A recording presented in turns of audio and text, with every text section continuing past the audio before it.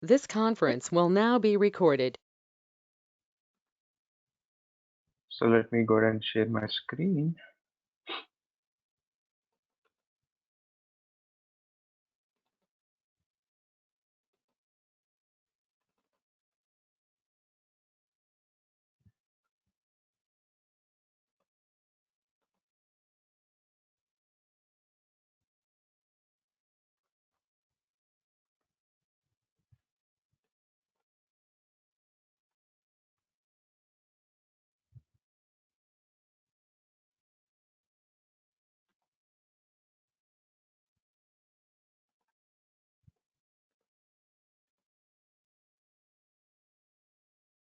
Can you please confirm if you guys are able to see my screen? Yes. Thanks for the confirmation. So very good morning, good evening all. So my name is Kranti. I'm gonna be the trainer for AWS DevOps training. So I welcome you all to the day one session on AWS DevOps. So let's go ahead and get started. So as part of the day one, we will be going and getting started with the very basics of cloud concepts. Why? Because basically AWS DevOps is like an advanced topic, right? So you cannot basically go ahead and directly start what is AWS, what is DevOps, right? We cannot directly jump into certain things. So we have to know certain basics. We have to set the basement ready for us before you actually jump onto certain other concepts, right? So let's go ahead and cover certain cloud concepts. We'll understand what is the evolution of cloud, how it is creating a lot of boom in the market now, why we have a lot of openings, and we'll understand what is the role of the cloud admin. A lot of things that we are gonna understand today. Okay, so let me go ahead and 1 minute. Let's yeah. So before I jump on to the evolution of cloud computing, right? As to what is the traditional way of handling the physical server hardware, and why we have to move to cloud computing. Before we understand that, let's set the basement to understand what exactly the cloud administrator role.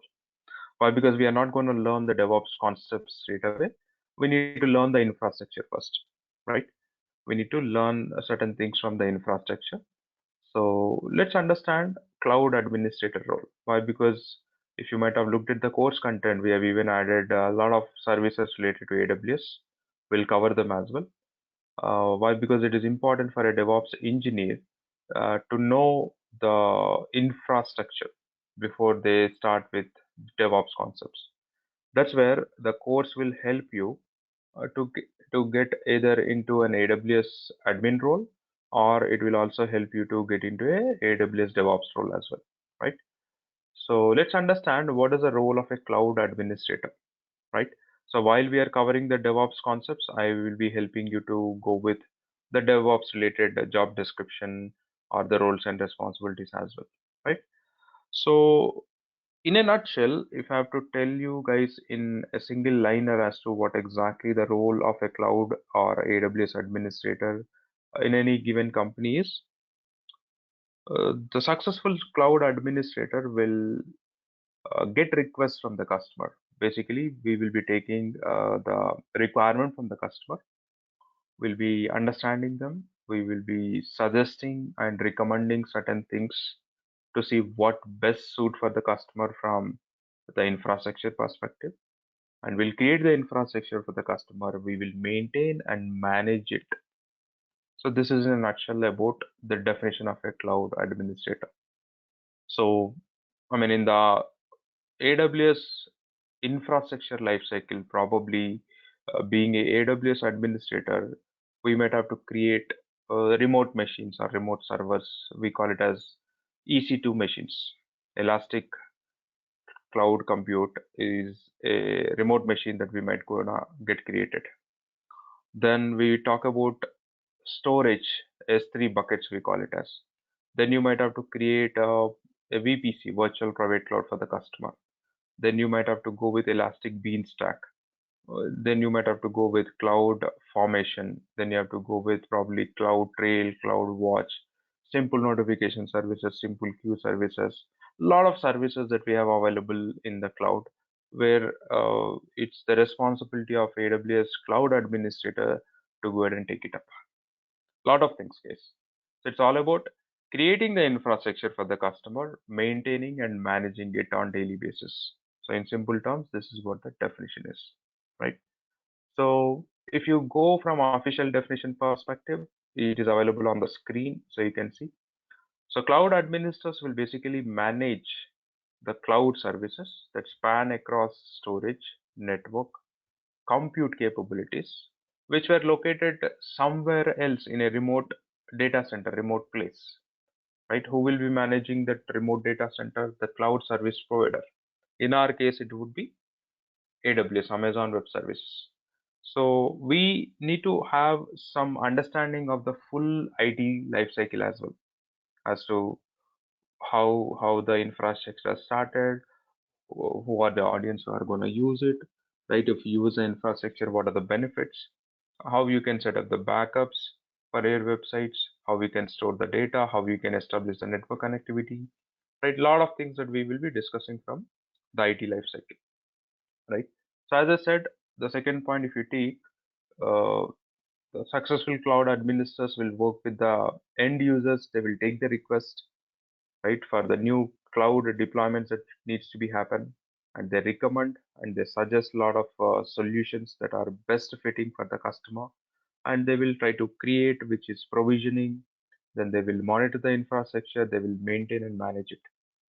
So during which we should have appropriate communication that needs to be maintained with multiple teams in the project, right?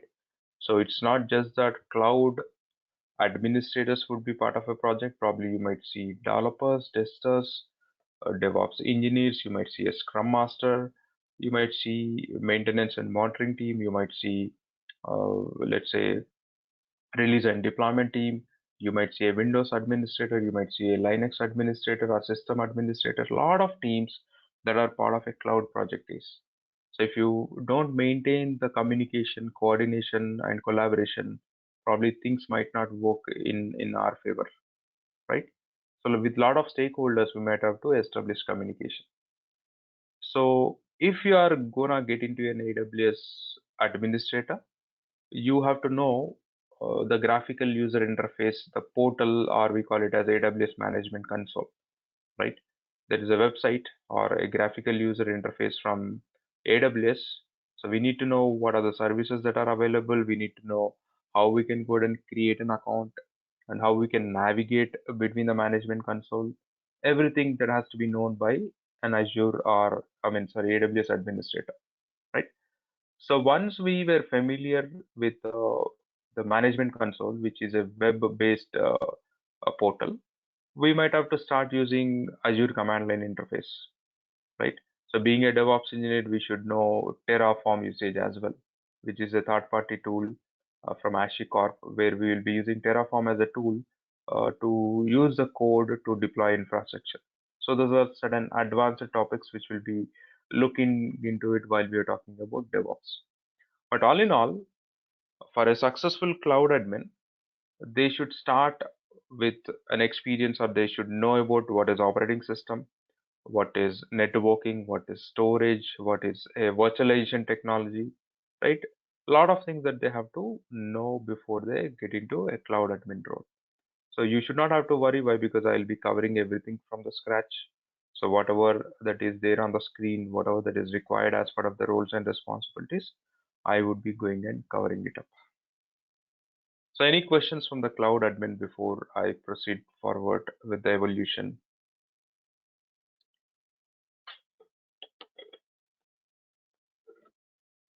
No questions from me.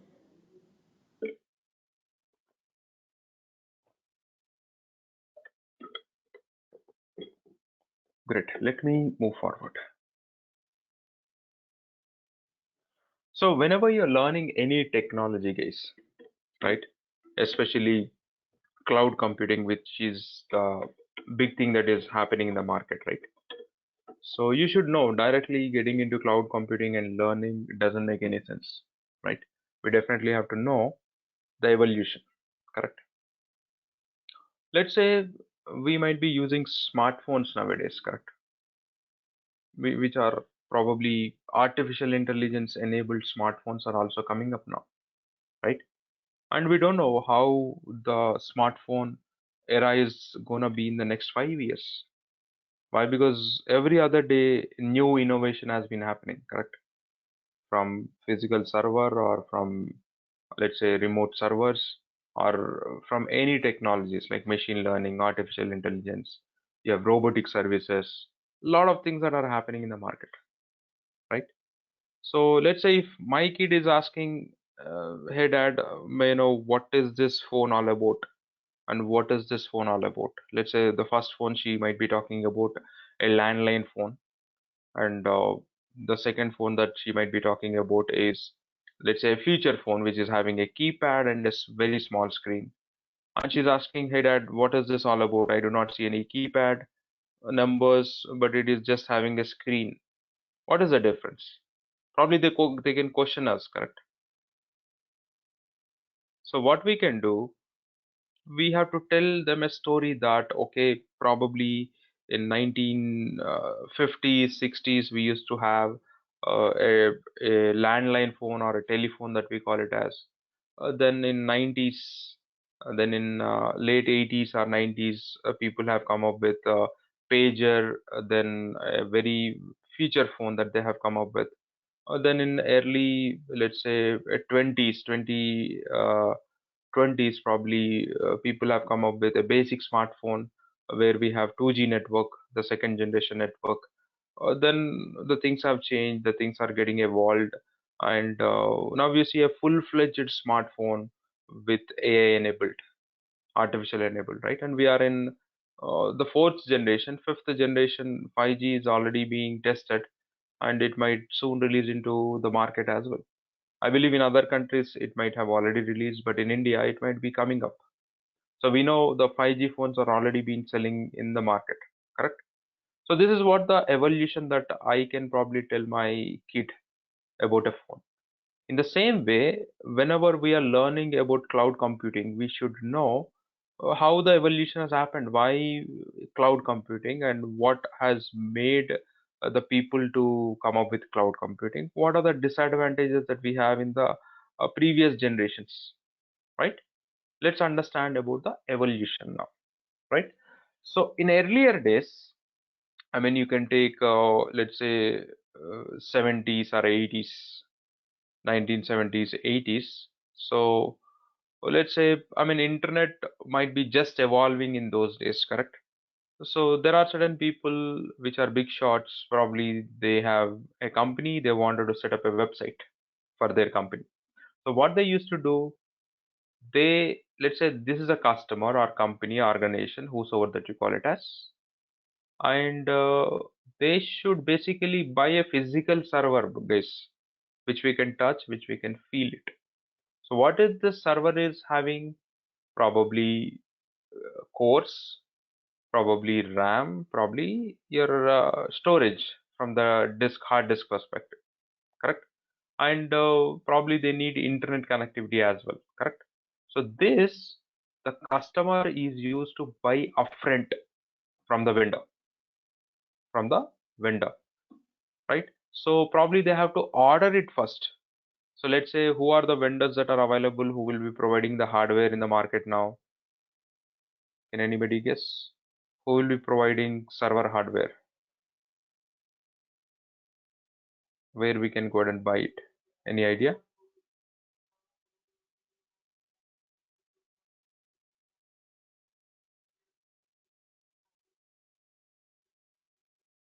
Yes, anybody HP is can guess? providing.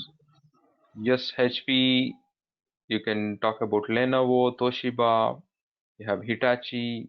You have Western Digital, Seagate, Dell. Lot of Intel. companies will provide server hardware, correct? So the customer has to order the server hardware first with the vendor. Do you think vendor will be giving us overnight or ASAP. They will take time, right? At least the server hardware has to be available with the vendor first. Then they can ship it. They can courier or they can send it via. They can ship in any method. It might reach the customer after a week or 10 days, and they have to pay a huge amount. Why? Because it's a physical server hardware. It might be costly. So in let's say in 70s, 80s itself, it might be costing somewhere around more than 1 lakh probably, right? The customer has to buy this first, then he might have to hire the internal IT people who might be helping the customer to host their website on the server hardware. So this is a website probably or a database, whatever that you call it as.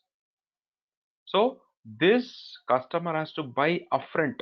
So if it is costing them 1 lakh, he has to give 1 lakh rupees to the vendor and he has to buy the server.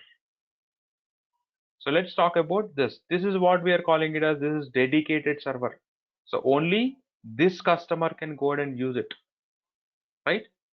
And this is very expensive, guys. Why? Because from from purchasing the server to maintain on daily basis, this is so expensive. But this is having high security. Why? Because it's the only customer who is using it. No other else is actually trying to access this, right? So all in all, what I wanted to conclude, this is a dedicated server where customer has to make an order with the vendor and they have to purchase it upfront. There is no discount, there is no EMI option that is available in those days, correct? That's where this is very expensive. And in the latest stage, what has happened? The same customer, the same server hardware, he has to, order with the vendor by paying upfront cost again. But this time, what has happened? The technology has evolved, and there is somebody who has come up with a software called virtualization software. Let's say the virtualization software that we have available in the market is VMware or Hyper-V from Microsoft. So the same server hardware, customer is buying from a vendor by paying upfront cost, and they are installing a software on top of this physical hardware, which is a VMware or Hyper-V. So what that virtualization software will do, it will distribute the server hardware configuration. Let's say if this server capacity is, let's say 800 GB storage. Let's say it has 16 gigabyte of RAM. Let's say it is having 4 cores, right? So once you install the virtualization software, you can create multiple machines and you can assign 1 core each and 2 gigabytes of RAM each, and you can go with let's say 200 GB of data each machine. So that is the beauty of virtualization software in the next era that has been come up. So what we are calling this as, we are calling this as virtual private server. Again, this is having a lot of security. But what is the advantage? Using a single physical hardware, you install virtualization software and you can make multiple machines out of this. So this is virtual private server. So then in the next era, what has happened? Yeah, multiple customers are trying to use the same physical server hardware. So what is happening here? This we are calling it as a shared hosting, guys. May I know best examples in the market for shared hosting? Can anybody let me know? Let's say if I don't have money to buy the physical server to host my website or to host my database, I'll go somewhere and I'll purchase the server hardware. May I know what is GoDaddy? You might be hearing about GoDaddy, Hostinger.com, Bluehost.com, Hosting Raja, a lot of websites, right? What they will provide for us? Any idea? The server. Yes, if I don't have money to buy the physical server or hardware, what I do? So let's assume this server is being maintained by GoDaddy.com. So this is very huge server, guys. Probably this might be having some petabytes of data.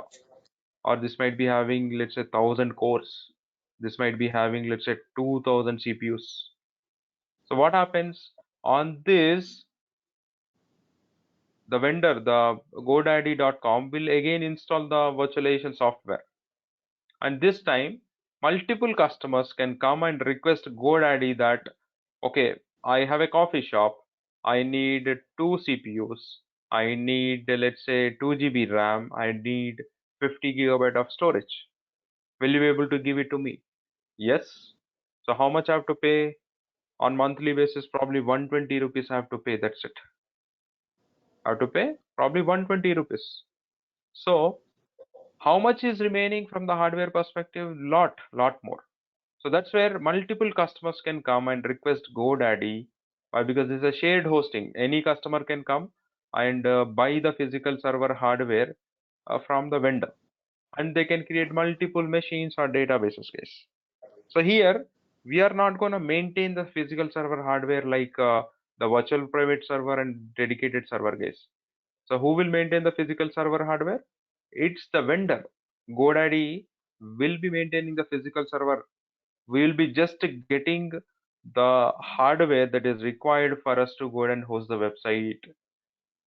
So that's where this we are calling it as shared hosting. So the host, the server would be shared by multiple customers, and this server is maintained by the vendor, and this will come very cheap, but this is very limited. So we were talking about, let's say, 1 petabyte of data, let's say 100 cores, let's say 100, 200 gigabytes of RAM. So you have multiple customers coming and requesting for the server hardware. Obviously, on one or the other day, the server might be reaching the capacity. So what GoDaddy has to do, they have to buy additional server hardware again and have to set up the environment. So here, this is coming cheap, but the server hardware is limited. So once the server hardware has been fully occupied by the customers, GoDaddy has to invest money to buy the same server again, one more server probably. Now, in the next stage, what happened? This is the cloud era. So we're calling this stage as cloud hosting. So again, multiple servers, multiple customers will, here there is no purchasing option, guys. We don't buy anything upfront. So we have vendors from cloud like Microsoft Azure, Amazon Web Services, Google Cloud Platform, we call it as GCP. You have Alibaba Cloud, you have Oracle Cloud Infrastructure, you have HP Cloud, you have IBM Cloud, lot of cloud vendors in the market now. What they do, they buy the physical server hardware in a huge amount from the vendors, and they will set up a big data center, guys, with all the server hardware that they would be having it. Now, let's say I'm a customer. What I can do, I can go to them and I can take the server on rent. I can take the server on rent. So till the first three stages, what we spoke about, we have to buy the server hardware upfront. If it is costing 1 lakh, 2 lakh, 3 lakh, 1 crores of rupees, you have to pay to the vendor upfront. But in cloud era, what is happening? You don't buy anything, guys. You take the servers on rent, you use them, then only you will get bill and you have to pay that. It's like electricity bill. So electricity bill I will be using for the entire month, and at the end of the month I will be getting a bill. Then I might be having, let's say, 12 days or 15 days to go ahead and pay back, correct? Am I paying anything in advance to electricity bill? No, I'm not paying. In the same way, cloud service providers will be having huge hardware which is made available to the public audience like us. There is no restriction. Anybody can go ahead and take the servers on rent. So if you want to use for 1 month, 2 months, 3 months, or 1 year, 2 year, 3 year, it's up to you. You can decide how many, or you wanted to go with a pay as you go. So when you don't know where till which date you wanted to go ahead and use it, you take it as pay as you go. You take them on rent and you use, let's say, for 5 days, 10 days, it's up to you. You use the infrastructure and you would be getting a bill for 10 days and you just pay for that only. There is no hidden cost. So AWS would be so transparent and open. So AWS being a very big company, they cannot cheat customers. So the billing that they send would be very transparent, guys. There is nothing hidden cost. AWS would be very open and transparent with the customers. If AWS cheats with the customer, nobody will go and adopt AWS, right? That's where cloud computing or cloud service providers will be very open and transparent. They don't throw any hidden charges on our bill. So here, multiple customers will be taking the server hardware on rent and they deploy their infrastructure and they use it. So what happens here? Multiple physical machines we can go ahead and create, right? And it is flexible. So there is no time limit. Whenever you want, from wherever you want, you can go ahead and deploy. So we don't touch anything physically, guys. But in the first stage, second stage, I mean, in the third stage as well, we don't touch anything physical. But in fourth stage, there is nothing physical. This data center or servers would be located somewhere in the world where we will be just making use of the internet connection to connect it to the data center resources and will be hosting our infrastructure. That's where we don't touch anything physically. Everything that we do in a virtual environment. So probably you'll be able to understand what I'm actually talking about, right? But cloud is so flexible. There is no time limit that you have to deploy your resources in specified time only. Anytime, from any corner of the world. Just that you need to have an AWS account, internet connection. That's it. You can deploy resources from any part of the world and you can scale your infrastructure. Let's say you have created a machine with 2 GB of RAM and let's say 8 GB of hard disk. And if it is not sufficient for you, you can always expand it. Let's say from 2 CPUs, you can go with 4 CPUs, from 8 gigabyte of RAM to 16 gigabyte of RAM. You can easily scale up your infrastructure within fraction of seconds. And cloud is super secure. So we always hear about Fortune 500 companies, correct? We always hear about Fortune 500 companies, correct? So what are Fortune 500 companies? Those are very big companies. So out of Fortune 500 companies, 90% of the companies are using AWS. So you can just think of, do you think they don't just bother about security and they will move to cloud and they host their infrastructure? No, everybody will be concerned about security, correct? So we will also talk about the hackers which will be hacking our data, our accounts, whatever it is. So you should not have to worry if you move to cloud. So there is nothing that is going to happen if you move to cloud. Your data would be secured, whatever the data that you store, whatever the infrastructure that you go ahead and store, everything would be super secured, right? We can blindly trust cloud now. So it is cost effective, right? So let's say if you are buying this physical server hardware, let's say for 1 lakh rupees, the same you can take on rent and you just have to pay in thousands only, probably 2000 per month. So it is coming super cheap, correct? And it is highly configurable. So whatever the operating system that you want, whatever the server hardware configuration that you want, let's say you need one CPU, 1 gigabyte of RAM, or let's say 8 GB of storage, or you need, let's say 100 CPUs, let's say 500 gigabyte of RAM, or let's say 1 terabyte of storage. It's up to you. Whatever the configuration that you need, you go ahead and just take it up and you use it. You pay for whatever that you use it, and you get the bill. You have a time, 15 days of time probably, then you can go ahead and pay it back. So you're not paying anything upfront. You're you're basically going and taking the servers on rent and you use it and you pay it. That's it. So that's the difference between the evolution, guys. Any questions before we move further? Yeah, I have one. Yeah.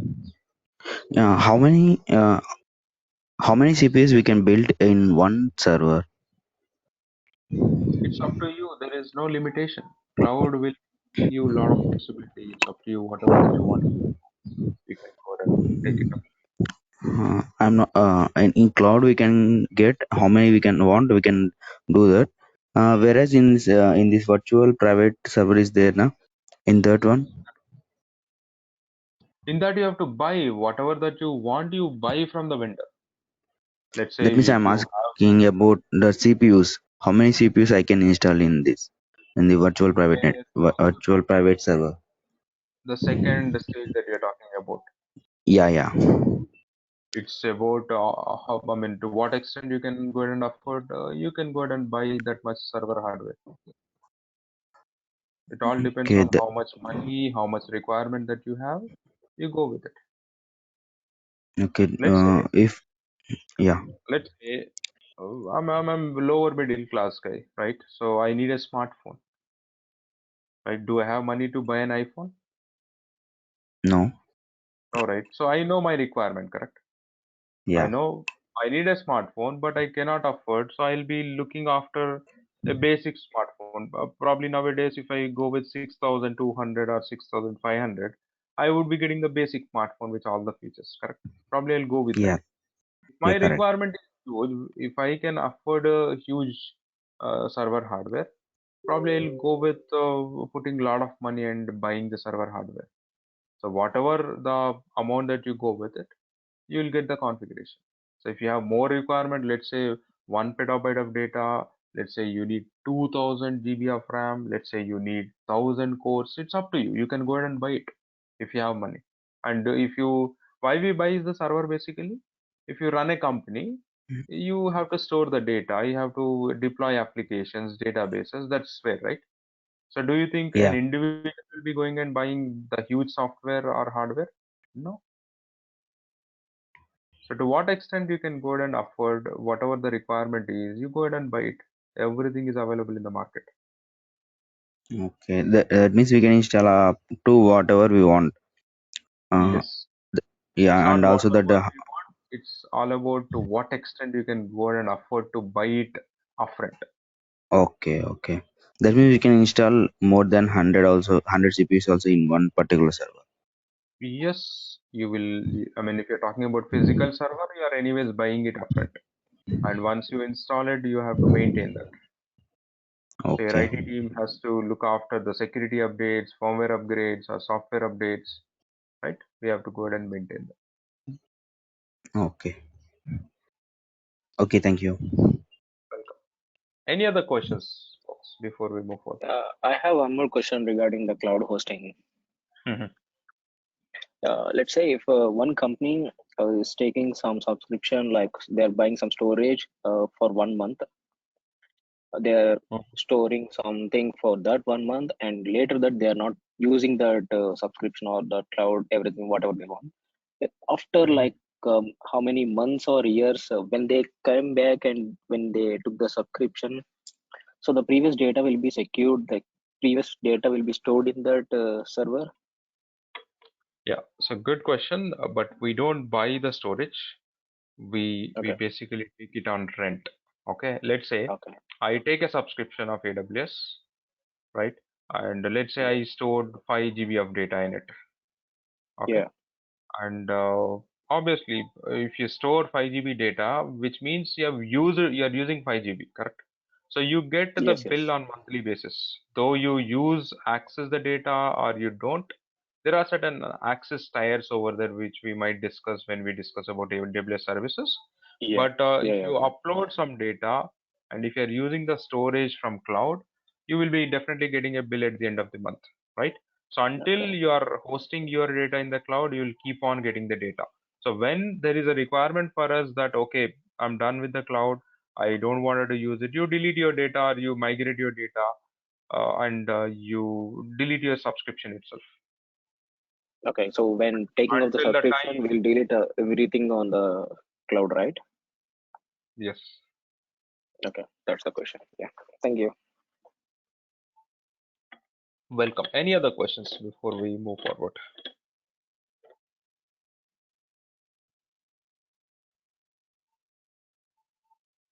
Okay, let's move forward. So as we now have got some understanding as to what is physical server hardware, it is consisting of RAM, cores, storage, network things and stuff, and we learned how things works in the cloud, right? A lot of differences, advantages that we might have seen. Let's get into certain things, right? So these are again the basics case, right? So since we are now getting into cloud, so we need to know what are cloud models. We have public cloud, we have private cloud, we have hybrid cloud, and we have to know which one we have to go ahead and choose it. I mean, when I'm talking about we, it's not we, it's the customers, correct? So why we are taking up this course? To get a job as a AWS DevOps engineer. We are even covering the cloud concepts, the admin concepts as well, right? So we are, I mean, your intent is very simple that, okay, in the respective course duration, you have to learn AWS DevOps, and your intent is simple that you have to crack an interview and you have to get a job as a DevOps engineer, right? Let's say once you get a job as a DevOps engineer, obviously you join a company, and when you are joining a company, let's say if it is consulting or if it is service based, you definitely would be having a customer where you might have to work with, correct? Or if you join a product based company, probably you might support your company itself who was hosting their services on cloud, correct? Then you have to decide for your customer whether public cloud suits them, private cloud suits them, or hybrid cloud. So we have three. We have to suggest the customer as to which one they wanted to go with it, right? So we'll try to understand what are those cloud models. Then we'll also try to understand what are the benefits and considerations. So probably some of the benefits I have just walked through in the initial slide, but we'll be spending time in understanding the benefits and considerations as well, right? Then we'll talk about cloud services. We have infrastructure as a service, we call it as IaaS, platform as a service, PaaS, and software as a service, we call it as SaaS, right? So who will be using all of these things? What are the services that would be falling under? And what is shared responsibility model? So these are the things that we are gonna cover. So let's see to what extent we will be able to cover it. Let's move on. Let's look at the cloud model. So today we are gonna define what is cloud computing, what is public, private, hybrid, and the comparison between three of them, right? So let's understand what is cloud computing first. So we spoke about the evolution. So in the initial two stages, we spoke about we are buying the physical server or hardware upfront. If it is costing 1 lakh, let's say if I need that hardware, I would be giving it to the vendor 1 lakh rupees and I would be purchasing it upfront, right? It might take a lot of time to have that physical server hardware delivered to me or to my data center in the company. But if you move to cloud, if I mean, it's just that you have to make your mindset that I need this infrastructure. You can deploy within fraction of minutes, right? Probably you'll be able to understand once we start doing the labs, right? So cloud computing is all about delivering of computing services over the internet. As I said, we don't touch anything physically, guys. We just need access to AWS management console. We have to take a free account or subscription, right? And we need internet connectivity. That's it. You can deploy anything. You can deploy anything and you can save a lot of cost, right? So what we will be deploying? Computing resources. We'll be deploying networking related resources. We will be making use of storage, analytics, machine learning, artificial intelligence, right? Then you have bot services. You have a lot of services, media services, you have DevOps related services, lot of services that you have where you just use a subscription, a portal, or a management console that we call it as, which is a graphical user interface. And with internet connection, you can do miracles. So while we are deploying some things, you'll be able to understand what exactly I'm talking about, right? So let's do one thing. Let's quickly go ahead and experience one of the service quickly so that you'll be able to understand how quick we are, right? So let me take it down the PPTs and let me open. Yes, will you be able to watch movies in the OTT platforms free of cost? The premium movies or latest movies?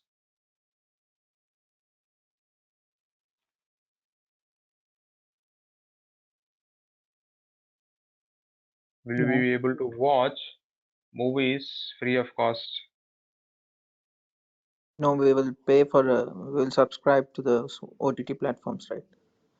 Yes, so we need to take a subscription. It may be monthly subscription, it may be what yearly subscription, whatever that is. We will first take them and we will basically pay for it, and we will be using and watching the movies, correct? In the same way, cloud don't come free of cost, correct? But Mhm. cloud solutions providers, what they do, they will give a free trial subscription as well, so that people like us can go ahead and learn the cloud free of cost, and they might be getting into cloud computing roles, right? Like DevOps engineer or cloud admin, or let's say database engineer or networking engineer, storage engineer, whatever the role based things that we have, we can go ahead and look after, right? So let's go ahead and look at certain things. I might not be able to show you as to how we are creating an account now. I'm already having an AWS account. So let's watch carefully what exactly I'm trying to do. At least you will be able to understand what I'm trying to do, right? So let's go with something called aws.amazon.com/console. So I'll be letting you guys know anyways as to how we can go ahead and create a AWS account. But let's see and experience what I'm doing.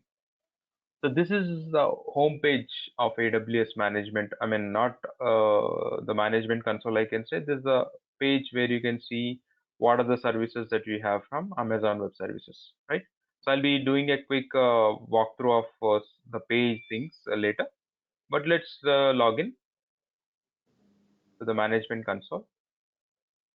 So I would be using my email ID. I am already having an account. So let me use the password. So this is how the landing page would look like. This is something called, we call it as AWS management homepage. Now I'm in London data center, guys. So you can see we have multiple data centers. We have multiple data centers. So let me show you a picture of the data center so that you'll be able to understand.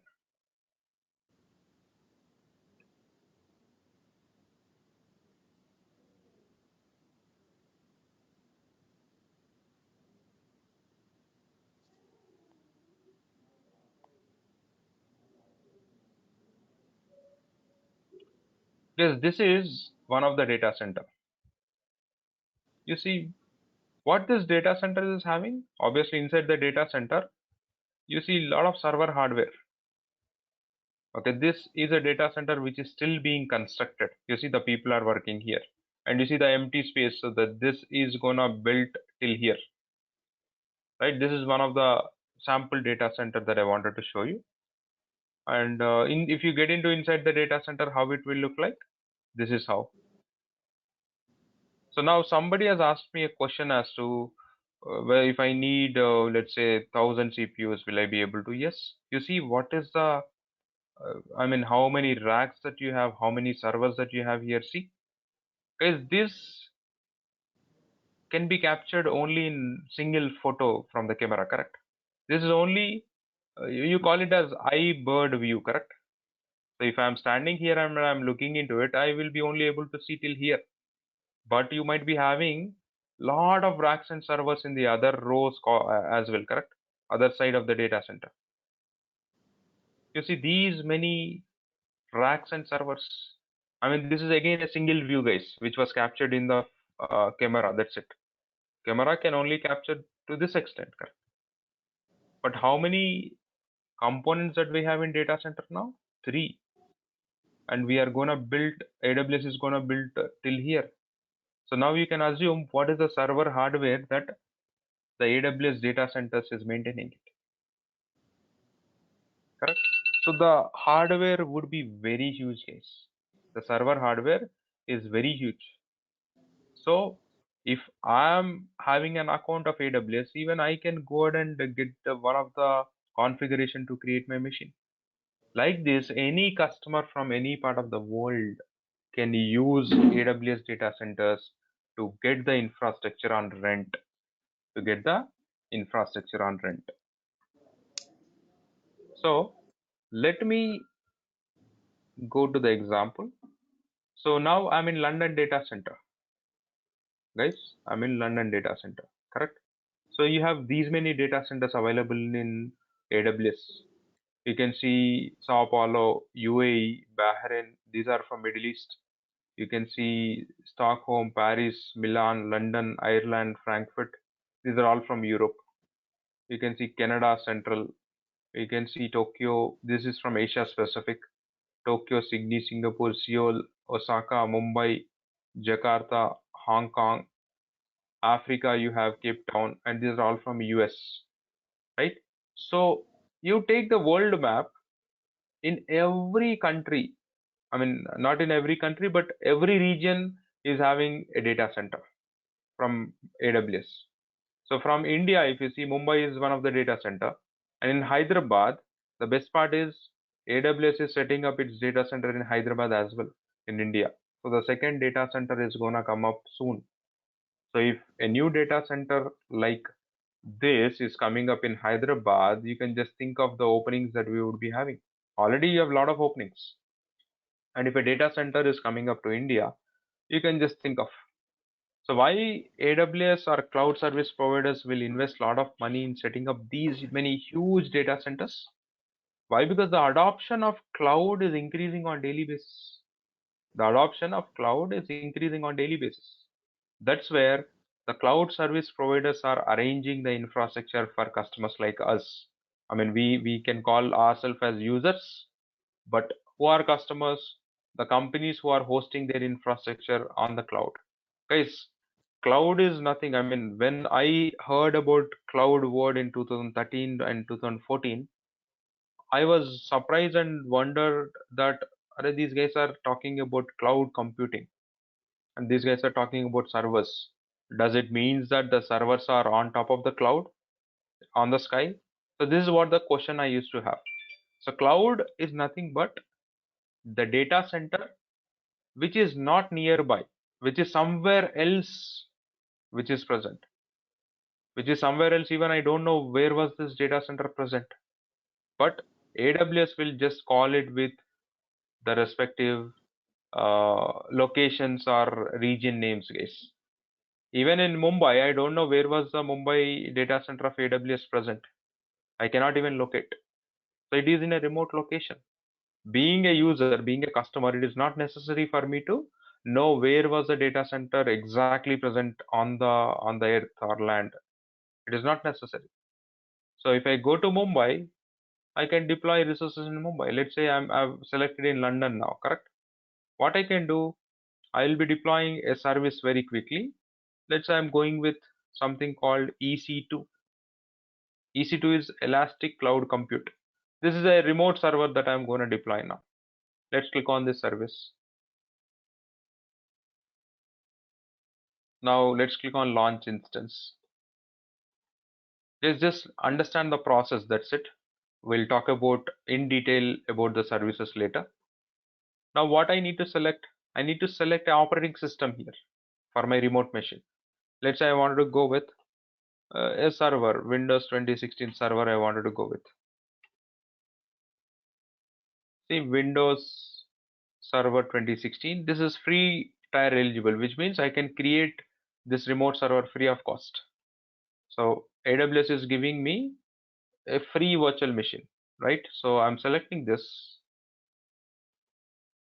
and I need the hardware now. The instance type is nothing but how many CPUs that you need and how much memory that you need, right?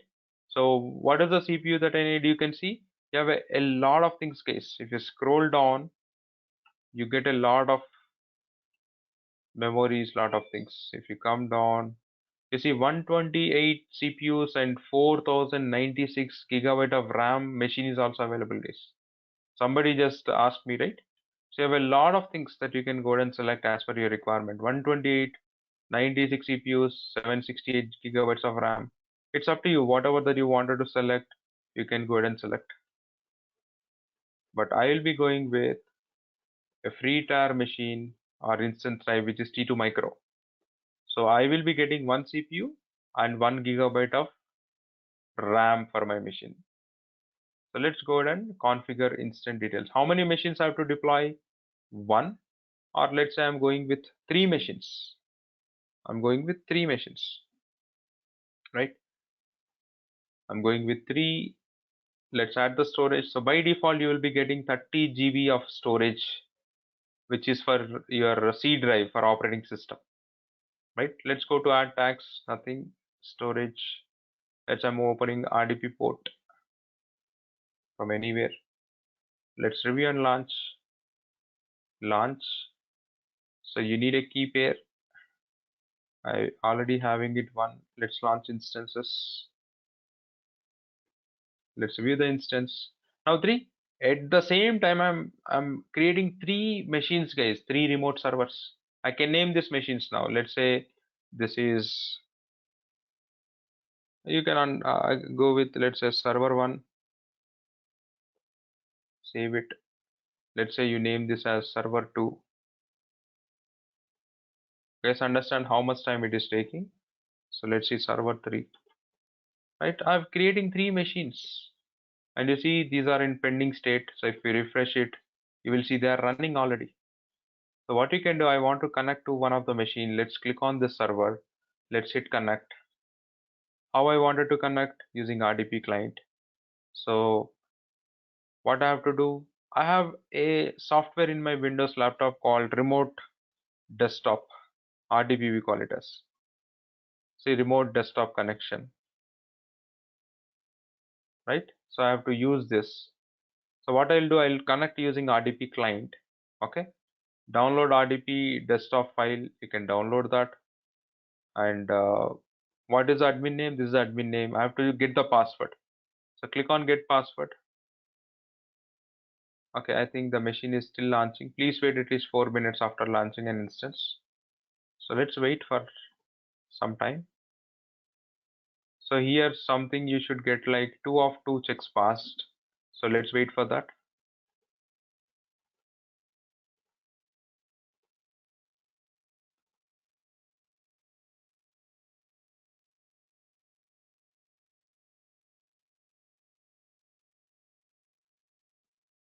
Yeah, I think I can browse now. Let's go to downloads, keypair 1.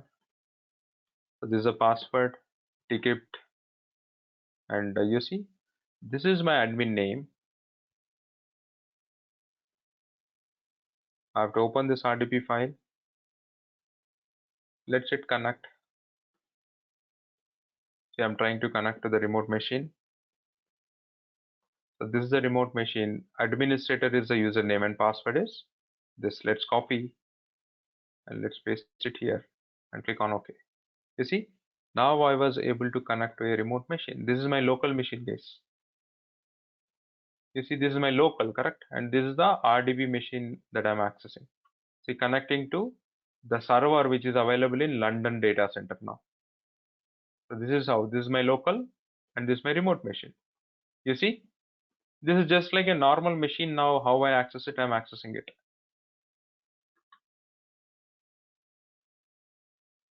Guys, within fraction of minutes, I think it took just 2 minutes for me, correct? To create a machine. So just that you have to get that thought into your mind. That's it. That I need a server. You go ahead and take it on rent basis. But this server has come free of cost for me. And you see, internet also have come up. I did not ask for internet with AWS, but they have given me internet. Now what I can do, I can open a browser. Let's say I wanted to deploy, let's say Chrome browser.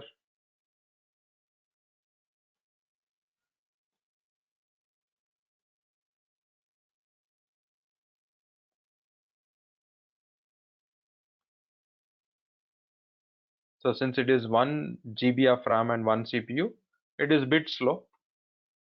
Now I wanted to install a Google Chrome browser.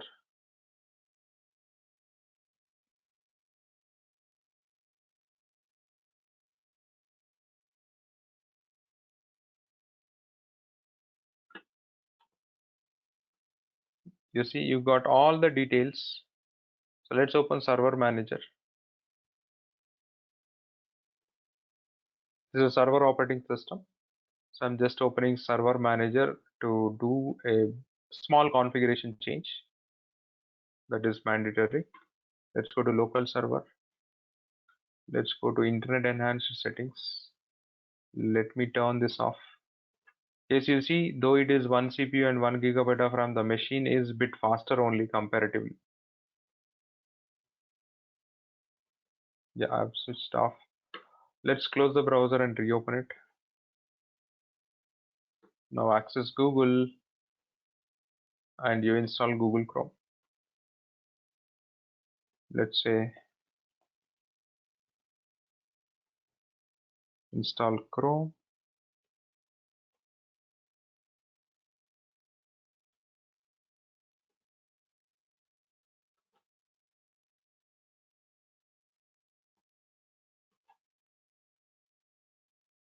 Let's say this So is yeah, the fish. this is like a virtual machine, right?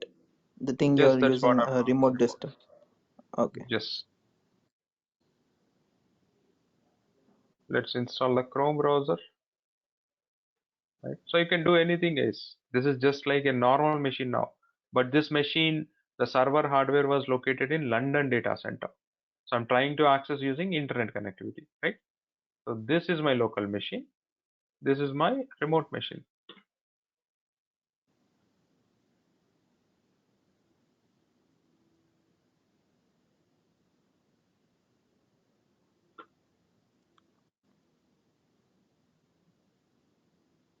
Accept and install.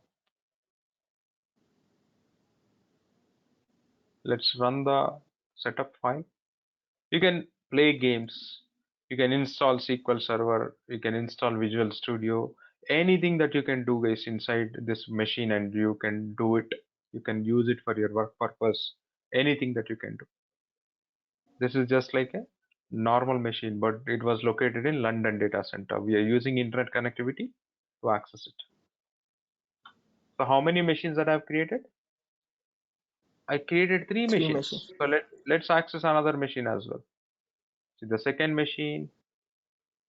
Let's hit connect. RDP client. Let's download the client. Let's get the password. Browse the key pair. I'll talk about all of these later. Let's understand. Decrypt the password. And this is the password. Let's hit connect.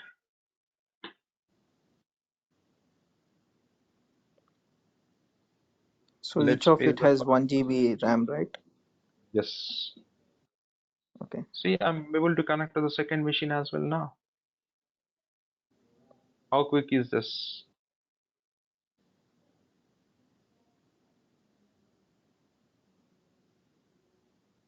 See, it is helping me to connect to the second machine. It is logging in as administrator.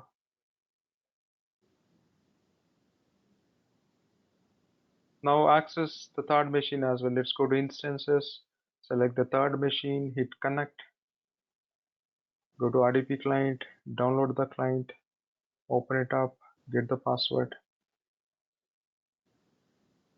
decrypt it, take the password, hit connect,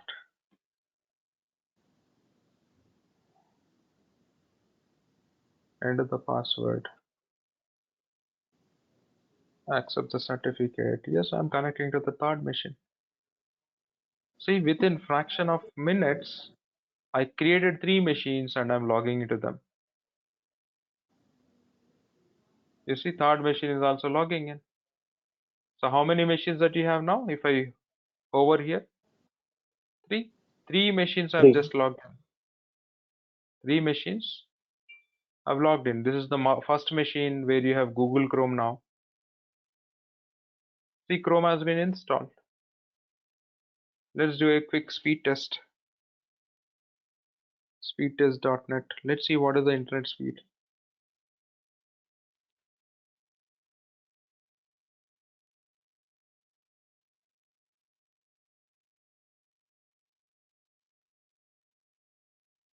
See, Amazon has been given me the IP address case, which means internet. Amazon has been given me. Let's hit go.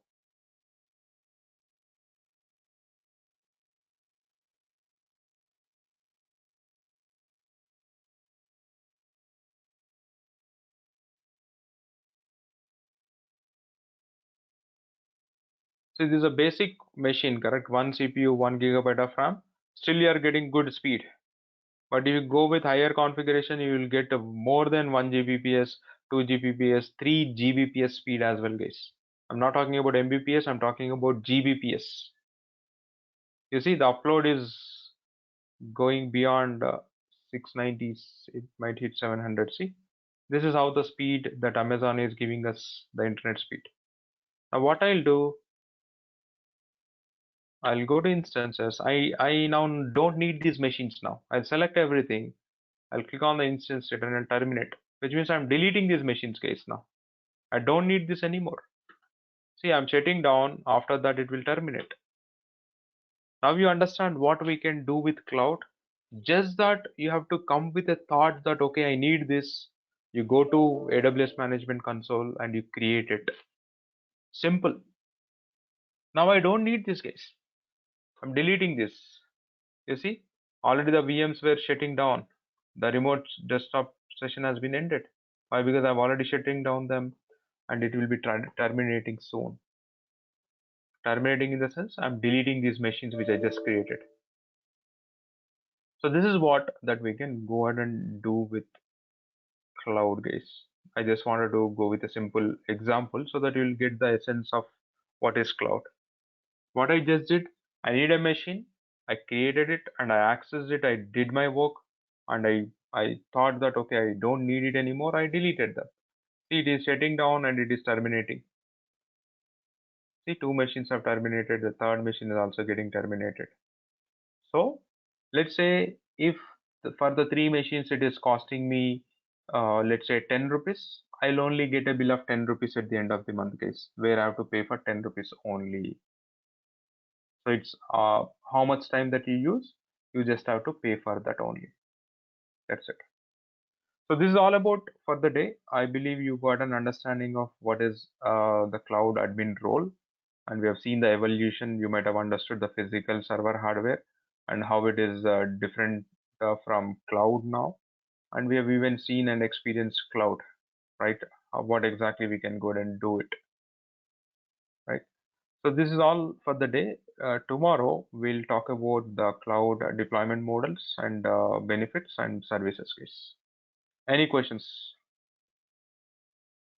Yeah, Any? just a small question. Like we have a different service providers like AWS, GCP, and then Microsoft Azure, right?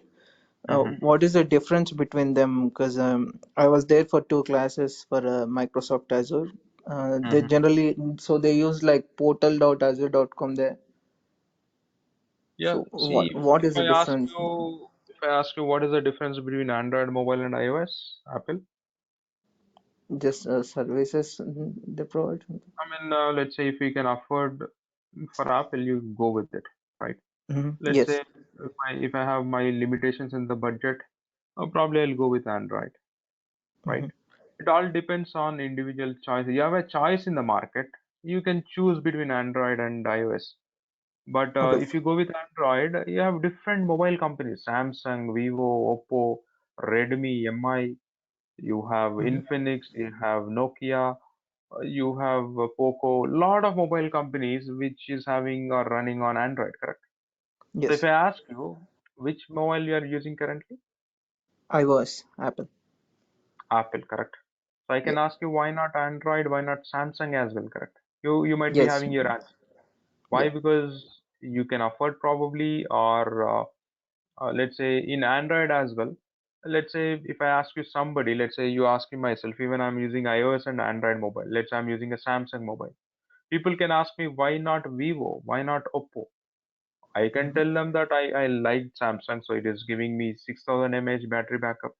Which I'm getting 100 megapixel of camera, full HD screen with AMOLED display. A lot of things that I can tell them. Correct. So Yes. probably I have a choice. I've selected it. Even in cloud, you have a lot of vendors in the market. It's all about everybody wanted to sustain and make profit and revenue out of it. Correct. Mm-hmm. So, but why Microsoft? Why not AWS? Or why AWS? Why not Microsoft? It's choice, right? It's up to you which one you wanted to go ahead and choose and host for your infrastructure. It's up to you. But every cloud service provider will give you the same kind of features. So Okay. AWS has been a pioneer in the market. It has been started its journey in 2007. So it has a big market, right? It Currently has a now. big Okay. market, and Azure has come in 2010. Later on, GCP, Alibaba Cloud, Oracle Cloud. Why? Because they have to prove that they are in the market and they have to sustain. Correct. That's where even Yes. they are investing a lot of money. Why? Because every customer now wanted to go to cloud. Why? Because if you move to cloud, you don't have to bother about managing and maintaining your infrastructure. The respective cloud vendor will take the responsibility of it. So that's the reason why everybody is moving to cloud. That's where we're having a lot of opportunities on cloud now. Okay. Yeah. Thank you. Welcome. Any other questions before we call out for the day? Was No. there any unique services that are provided by AWS rather Was there? than the other services? Any unique services? Unique, see, every service is being replicated in other cloud service providers as well, just that the naming convention changes. So we were learning what EC2, we are calling for a remote machine as EC2, Elastic Compute Cloud. The same service in Azure, we call it as virtual machine. And in GCP, we call it as VM instance, right? So every service is the same. So if one individual is coming up with some uniqueness, that will be replicated by somebody else. So it is all a known fact that people will just copy paste the things and come up with the solution. So I don't want to degrade any cloud service provider. Why? Because everything is unique in the market. Everything has advantages only, no disadvantages. I can hear the terminology Azure with AI or something else. Yeah, But you have AI, artificial intelligence here. I believe the screen is visible. So you go to the services or you search for,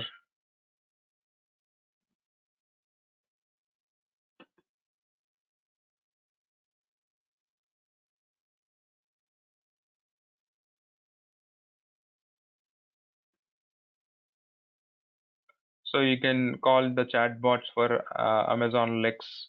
So I think it's a different naming conventions here, but yeah, you can see artificial intelligence, machine learning, a lot of services in AWS as well. So everywhere it is present. So neural machine translation, Amazon Translate.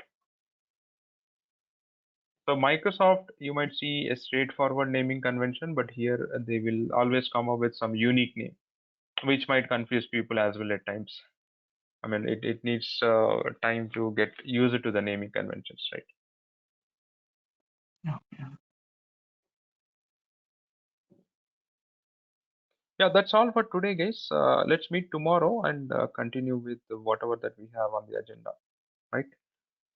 Yep. Yeah, Sure. sure. Thank you Thank you. all. Yeah, have a great day. Take care. Bye. And